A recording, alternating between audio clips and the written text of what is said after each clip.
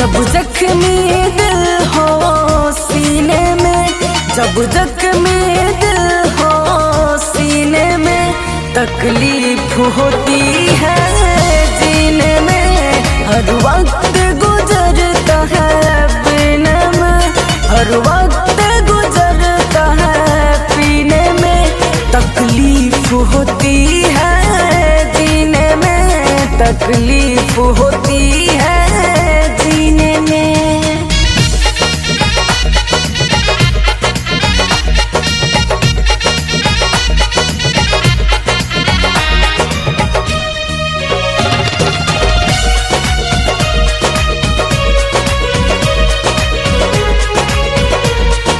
मेरी जिंदगी को बदतर बना दिया,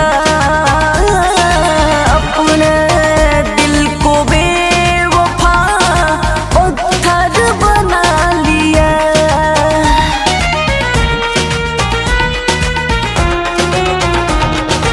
मेरी जिंदगी को बदतर बना दिया, अपने दिल को बेवफा पत्थर बना लिया। लटपट हूँ खून पसीने में, लटपट हूँ खून पसीने में, तकलीफ होती है जीने में। हर वक्त गुजरता है पीने में, हर वक्त गुजरता है पीने में, तकलीफ होती है जीने में, तकलीफ होती है जीने में।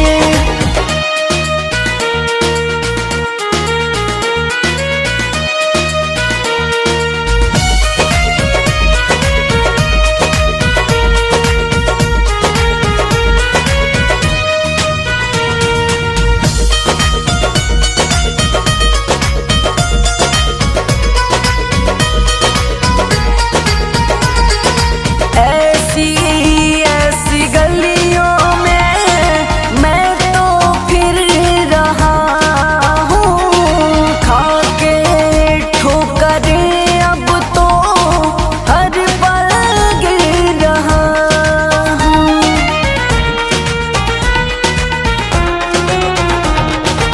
ऐसी गलियों में मैं तो फिर रहा हूँ, खा के ठोकरें अब तो हर पल गिर रहा हूँ। टकराया हूँ जब से सीने में, टकराया हूँ जब से सीने में, तकलीफ होती है जीने में।